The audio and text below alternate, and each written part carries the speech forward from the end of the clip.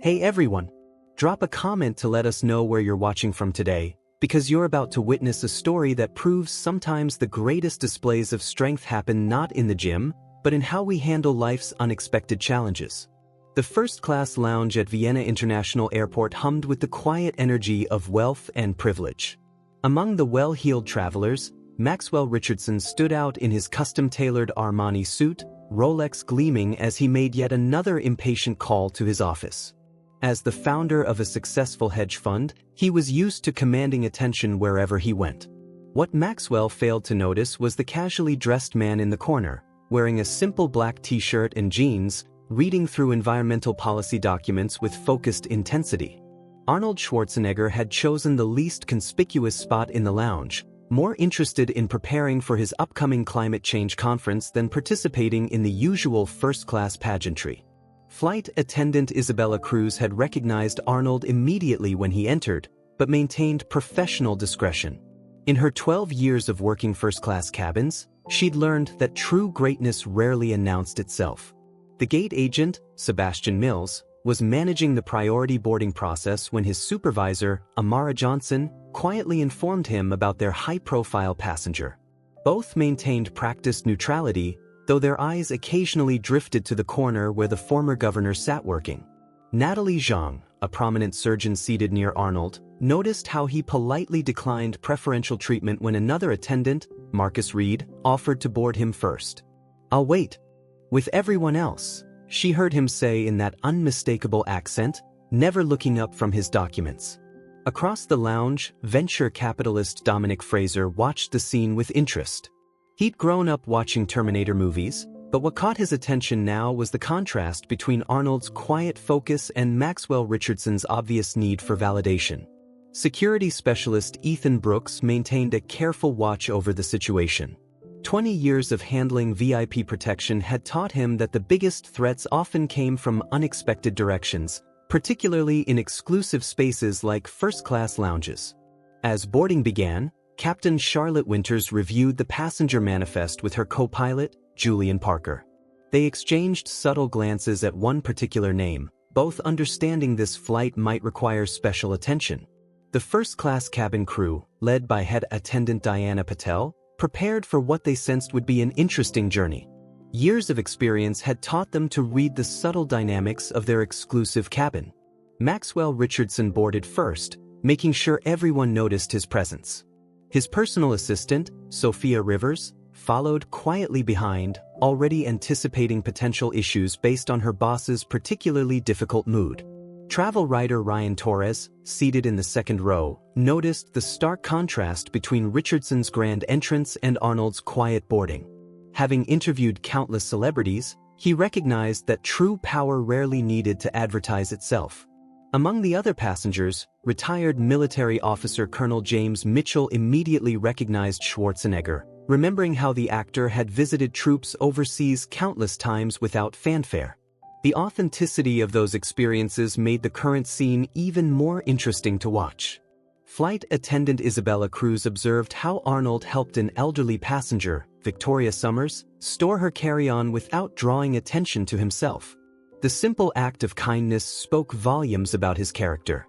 As the cabin filled, Maxwell Richardson's voice carried above the usual pre-flight murmur. His complaints about the service, the seating, the timing, all delivered just loudly enough to ensure everyone recognized his self-proclaimed importance. Sebastian Mills, now managing the cabin door, watched as two very different types of success took their seats in first class. One demanding attention, the other avoiding it. Amara Johnson monitored the boarding process from the gate, making mental notes about the passenger dynamics. 15 years in aviation had taught her that sometimes the most interesting stories happened before takeoff. Through the boarding process, Arnold remained focused on his environmental documents, occasionally making notes in the margins. His reading glasses and casual attire made him almost unrecognizable to those who knew him only as a movie star or politician. Private security consultant Alexandra Morgan, traveling to the same climate conference, watched the scene with professional interest. She'd protected enough VIPs to know that true power moved quietly, while insecurity tended to announce itself loudly. Business executive Rajesh Patel found himself remembering Schwarzenegger's famous speeches about determination and hard work. The lessons about humility and perseverance seemed particularly relevant as he watched the current scene unfold. Dr. Eleanor Foster, a renowned psychologist traveling to a conference, observed the contrasting behaviors with clinical interest. The dynamics playing out in first class provided a perfect case study in authentic versus performative success. The flight crew, led by Captain Winters, completed their pre-flight checks while monitoring the cabin situation through discreet updates. They'd handled enough VIP flights to know that sometimes the real challenges had nothing to do with aviation. What no one knew yet was that this flight would become a lesson in humility, a reminder that true character isn't found in the price of our clothes or the loudness of our voices, but in how we treat others when we think no one is watching. Travel journalist Ryan Torres opened his laptop, beginning to take notes. As a writer, he recognized the elements of a compelling story unfolding around him. The contrast between Richardson's brash arrogance and Arnold's quiet focus was too perfect to ignore. Victoria Summers found herself remembering Arnold's speeches as governor, particularly his messages about public service and giving back to the community. The difference between his public persona and his current humble demeanor made those messages seem even more authentic. Security specialist Ethan Brooks maintained his casual observation, noting how Arnold's presence actually calmed the usual first-class tensions, while Richardson's seemed to amplify them. As the final preparations for takeoff began, Maxwell Richardson's voice cut through the cabin once again, this time directed at the passenger beside him who had yet to look up from his documents. The stage was set for a confrontation that would leave everyone on board with an unforgettable lesson about judgment and respect. Have you ever witnessed someone underestimate a quiet person, only to learn a powerful lesson? Share your stories in the comments below. Because what happened next would prove that sometimes the strongest statement isn't made through words or status, but through quiet dignity and unexpected grace. The first-class cabin hummed with the quiet anticipation of departure as Maxwell Richardson shifted in his leather seat, increasingly irritated by his seatmate's apparent disinterest in his importance.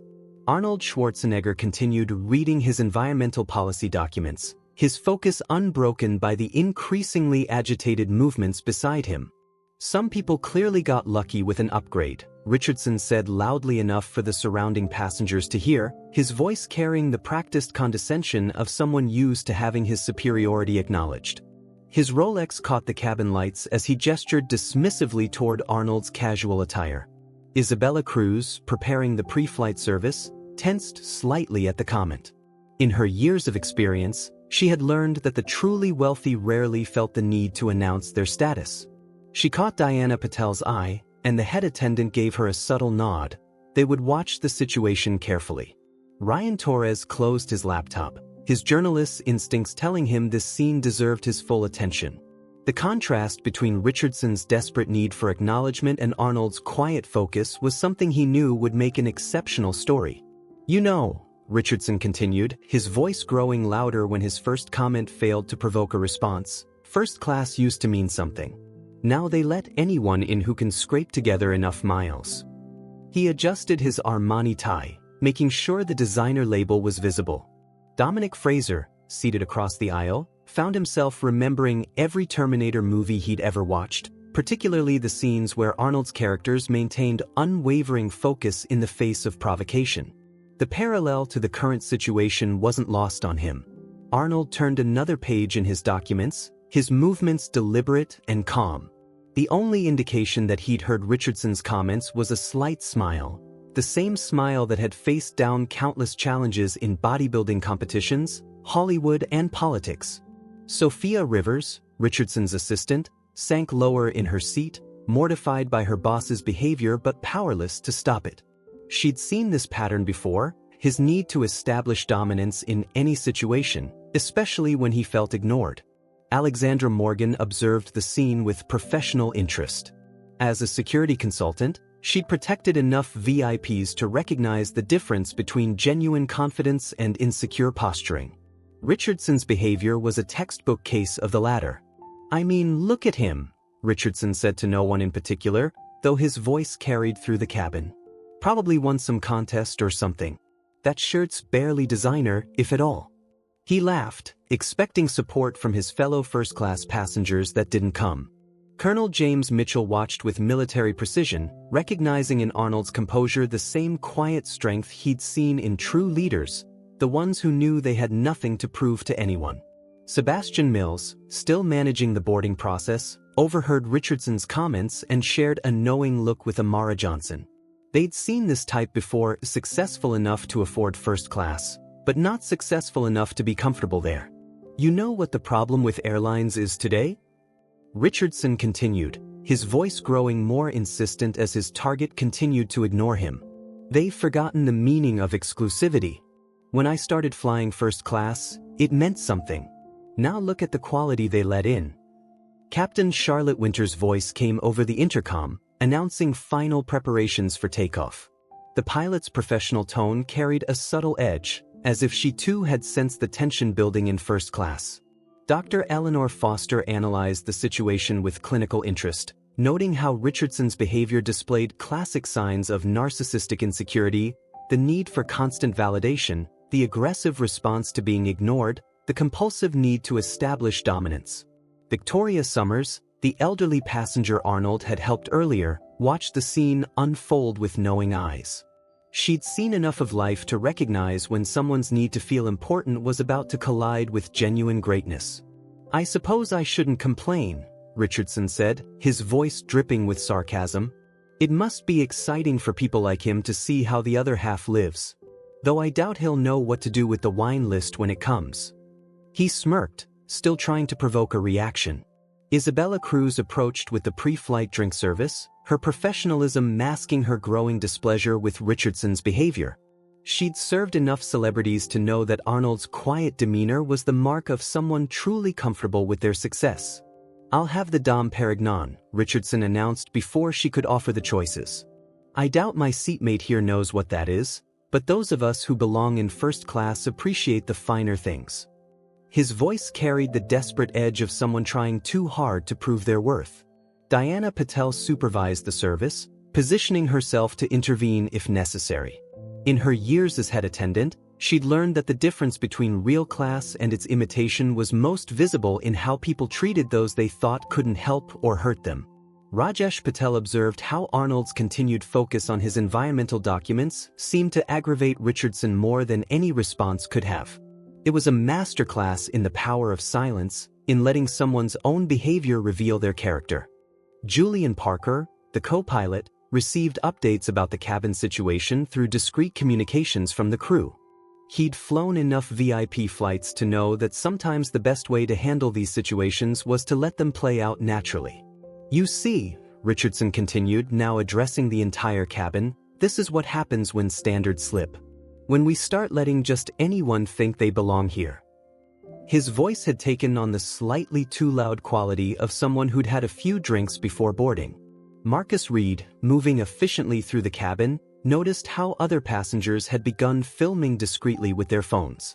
The flight attendant had worked long enough in first class to know when something memorable was about to happen. As the plane reached cruising altitude, Richardson's attempts to provoke his seatmate grew increasingly desperate. "Let me tell you something about success," he announced to the cabin at large. "It's about presentation, about maintaining certain standards. Some people just don't understand that." Through it all, Arnold remained focused on his environmental policy documents, occasionally making notes in the margins. His reading glasses caught the cabin lights as he turned another page, his composure unshaken by the growing hostility beside him. Ryan Torres watched as the story wrote itself before his eyes. The travel journalist had covered countless first-class dramas, but this one had all the elements of a perfect narrative: hubris, ignorance, and the imminent fall that would follow. Captain Winters received another update from her crew, her experienced hands steady on the controls as she considered whether intervention might be necessary. In her years of flying, she'd learned that sometimes the best response to turbulence, both atmospheric and social, was to maintain steady course. Have you ever watched someone try to prove their importance, only to reveal their insecurity? Share your thoughts in the comments below. Because what happened next would prove that true class has nothing to do with ticket prices, and everything to do with how we treat others. As the plane cruised at 35,000 feet over the Austrian Alps, Maxwell Richardson's attempts to provoke his seatmate had grown increasingly desperate. The combination of altitude, champagne, and wounded pride had pushed his behavior from merely rude to something more aggressive. "You know what your problem is?"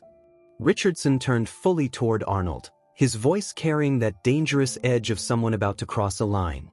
"You're trying to play it cool, act like you belong here. But I know your type. Probably got bumped up from economy, right? Or maybe used all your savings to pretend to be something you're not." Isabella Cruz exchanged glances with Diana Patel as they prepared the meal service. The head attendant had already quietly alerted the flight deck about the escalating situation. In the cockpit, Captain Charlotte Winters and Julian Parker monitored the reports with growing concern. "Let me educate you about something," Richardson continued, his voice growing louder as Arnold continued reading his environmental policy documents with unbroken focus. "First class isn't just about having enough money for a ticket. It's about class, sophistication, knowing how to carry yourself in certain circles." Alexandra Morgan watched as several other passengers began filming discreetly with their phones. As a security consultant, she recognized the irony of Richardson's lecture about class while displaying absolutely none of it. "I mean, look at yourself," Richardson gestured dismissively at Arnold's simple black t-shirt and jeans. "You clearly don't understand the basic principles of presentation. This isn't some downtown gym or street corner. This is first class on an international flight." Sophia Rivers, Richardson's assistant, had turned almost as red as her boss's face. She'd seen him throw his weight around before, but this was different. This wasn't just arrogance. This was a man desperately trying to prove his superiority to someone who hadn't even acknowledged his existence. Ryan Torres wrote furiously in his notebook. In 15 years of covering luxury travel, he'd never seen such a perfect example of the difference between purchased status and earned respect. "You probably don't even know who I am," Richardson said, his voice rising further. "I'm Maxwell Richardson, CEO of Global Venture Capital. My company manages billions. I've been featured in Fortune magazine. I have dinner with people who wouldn't even let you park their cars." Colonel James Mitchell noticed how Arnold's hands remained perfectly steady as he turned another page in his documents. It reminded him of the discipline he'd seen in elite soldiers, the ability to remain completely calm until the exact moment action was necessary. Sebastian Mills had moved to the first-class cabin entrance, ostensibly to check on something with the service cart, but actually positioning himself where he could intervene if necessary. Amara Johnson had already prepared a report about the situation, knowing it would require documentation. "What's wrong?"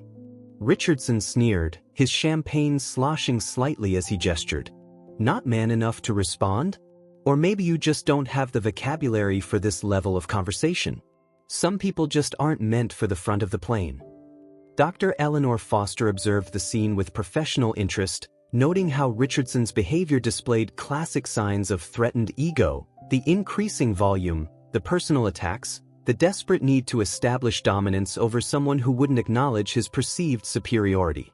Rajesh Patel watched in fascination as Arnold maintained his composure, reminded of the former governor's famous speeches about discipline and self-control. This was those principles in action, not just words on a stage. Victoria Summers, watching from her seat, was reminded of a quote about empty vessels making the most noise. The elderly passenger had lived long enough to recognize the difference between genuine confidence and its hollow imitation.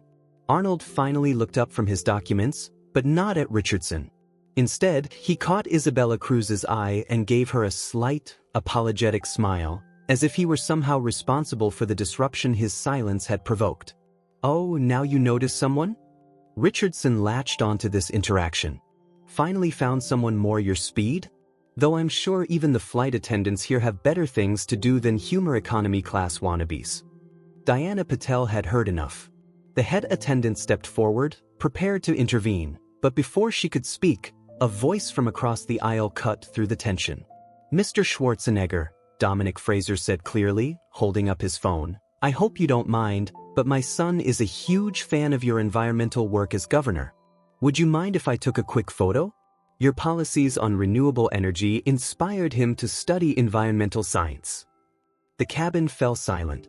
Richardson's face, already red from drinks and self-importance, went through a remarkable series of color changes as the implications of what he'd just heard sank in. Ryan Torres watched as understanding dawned across the first-class cabin. Some passengers smiled knowingly, others shook their heads at Richardson's behavior, but all eyes were now on the man who had spent the last hour unknowingly insulting one of the most successful immigrants in American history. "I'd be happy to," Arnold finally spoke, his accent immediately recognizable. "Tell him to remember what I always say, the greatest satisfaction comes not from individual success, but from helping others succeed. That's why I'm heading to this environmental conference, because we all share one planet." Sophia Rivers watched her boss shrink into his seat, his earlier bravado evaporating like mist in morning sun. The assistant had never seen the powerful CEO look so small, so utterly diminished by his own behavior. Captain Winters received the update in the cockpit and smiled slightly. She'd flown enough VIPs to know that true greatness often revealed itself not in moments of triumph, but in how one handled attempts at humiliation. Alexandra Morgan observed the shift in cabin dynamics with professional appreciation. In her security work, she'd learned that real power didn't need to assert itself. It was self-evident and self-sustaining. Marcus Reed moved through the cabin with fresh drinks, noting how the atmosphere had transformed. The tension had been replaced by something else, a shared appreciation for the lesson in humility they were all witnessing. "You know," Arnold said, finally turning to address Richardson directly, his voice carrying no malice, only wisdom, "I learned something important when I first came to America. It's not the clothes you wear or the class you fly that matters. It's how you treat people, especially when you think they can't do anything for you." The impact of those words rippled through the cabin. Even those who had been discreetly filming put down their phones, recognizing that they were witnessing something more meaningful than a viral moment. Have you ever witnessed someone's arrogance lead to their own humiliation? Share your stories in the comments below. Because what happened next would prove that true greatness isn't found in how we treat those we think can help us, but in how we treat those we think can't. The revelation of Arnold Schwarzenegger's identity had transformed the first-class cabin's atmosphere completely. Maxwell Richardson sat rigid in his seat, his earlier bravado replaced by a silence that spoke volumes. The Armani suit that had seemed so impressive now appeared to be what it really was, armor for a deeply insecure man. Arnold, however, handled the moment with characteristic grace. After agreeing to take a photo with Dominic Fraser, he turned to Richardson with none of the righteous anger or mockery the CEO might have deserved. Instead, his expression carried something more powerful, understanding. "You know," Arnold said, his accent now unmistakable, "when I first came to America, I couldn't even afford a bus ticket. I was sleeping in a gym, eating canned tuna, barely speaking English. But I learned something valuable. Real strength isn't about putting others down, it's about lifting them up." Isabella Cruz moved through the cabin with practiced efficiency, but she couldn't help noticing how the other passengers had leaned in slightly, drawn to the wisdom in Arnold's words. Even Diana Patel, the experienced head attendant, found herself slowing her preparations to listen. "I started as a bodybuilder," Arnold continued, not with self-importance but with simple honesty. "People looked at me like I didn't belong in nice places. They judged me by my accent, my clothes, my muscles. But I never let their judgment define me. I let my actions speak instead." Ryan Torres typed furiously on his laptop, knowing he was witnessing something more powerful than any story he could create. The journalist recognized that this wasn't just about putting an arrogant man in his place, it was about teaching a lesson about judgment and worth. "In my life," Arnold turned fully toward Richardson now, his voice carrying the weight of experience, "I've been a champion bodybuilder, a movie star, a businessman, and a governor. But you know what I'm most proud of? The people I've helped along the way. The kids I've inspired to follow their dreams. The environmental policies we're still fighting for." Sophia Rivers watched her boss's face as the words sank in. For the first time in the years she'd worked for him, she saw something crack in Maxwell Richardson's carefully constructed facade. The CEO's hands, which had so proudly displayed his Rolex earlier, now lay still in his lap. Alexandra Morgan observed how Arnold maintained perfect control of the situation without ever raising his voice or showing anger. The security consultant had protected enough VIPs to know that this was true power, the ability to command respect without demanding it. The thing about success, Arnold continued, including the whole cabin in his conversation now, is that it means nothing if you don't use it to help others. When I was governor, I learned that the real measure of power isn't in what you can take, but in what you can give back. Victoria Summers found herself thinking about all the young people she taught during her years as a teacher. This was a lesson she wished they could all witness, that true greatness comes not from status or wealth, but from character and compassion. Colonel James Mitchell nodded slowly, recognizing in Arnold's words the same principles of leadership he tried to instill in his troops over the years. Success without humility was just another form of failure. "I'm sorry," Richardson finally managed, his voice barely above a whisper. I don't know what to say." The words seemed to physically pain him, as if apologizing was a muscle he'd never exercised. "Don't apologize to me," Arnold replied gently. "Apologize to yourself. You've spent so much energy trying to prove you belong here that you forgot to just be here." He gestured to the cabin around them. "All this? It's just a seat on a plane. Real class isn't about where you sit, it's about how you treat people when you think they can't do anything for you." Sebastian Mills and Amara Johnson exchanged glances, both recognizing that they were witnessing something rare, a moment when someone's worldview visibly shifted. The gate agents had seen countless displays of wealth and status, but few displays of genuine wisdom. Captain Charlotte Winters, monitoring the cabin from the cockpit, smiled as she listened to the reports. The pilot had flown enough first-class routes to know that true elevation had nothing to do with altitude. Dr. Eleanor Foster watched the interaction with professional fascination. As a psychologist, she recognized this as a perfect example of transformative confrontation, where conflict becomes an opportunity for growth rather than destruction. "You know what the hardest part of success is?" Arnold asked, breaking the emotional tension with a story. "It's remembering where you came from. Keeping your humanity when everyone expects you to act superior. That's the real test of character." The rest of the flight transformed into something unexpected, a masterclass in humility and grace. Richardson, his earlier arrogance shattered, found himself actually listening as Arnold shared stories about struggle, perseverance, and the true meaning of success. Isabella Cruz served the meal service with a smile, watching as the first-class cabin became something different than its usual collection of separate, privileged worlds. Arnold's words had somehow turned it into a space for genuine connection and reflection. As the plane began its descent into Vienna, Maxwell Richardson sat quietly, his expensive suit no longer a source of pride but a reminder of how he'd hidden behind external symbols of success. Sophia Rivers noticed how her boss's posture had changed, less rigid, more genuine. "Before we land," Arnold said to Richardson, "remember something. Tomorrow you'll still be a successful SEAL. You'll still have all the things you showed off today. But you have a choice about what kind of success you want to be known for. The kind that needs to prove itself, or the kind that lifts others up." Ryan Torres sat back, realizing he had witnessed not just a story, but a transformative moment. The kind of encounter that reminded everyone that true power wasn't about domination, but about inspiration. Diana Patel watched as the usual first-class barriers seemed to dissolve. Passengers who normally ignored each other were engaged in genuine conversation, inspired by Arnold's example of authentic leadership. "You know what I tell my children?" Arnold shared with the cabin as they began their final descent. "I tell them that being strong isn't about showing off your muscles or your money.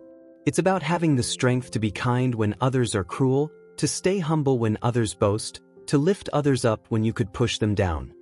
The lights of Vienna began to twinkle below as the plane descended, but the real illumination had happened at cruising altitude, where a Hollywood legend turned governor had turned an act of arrogance into a lesson about genuine character. Have you ever witnessed someone transform a moment of conflict into an opportunity for growth? Share your stories in the comments below. Because sometimes the greatest performances don't happen on movie sets or in boardrooms, but in those quiet moments when we choose to respond to ignorance with wisdom and judgment with grace.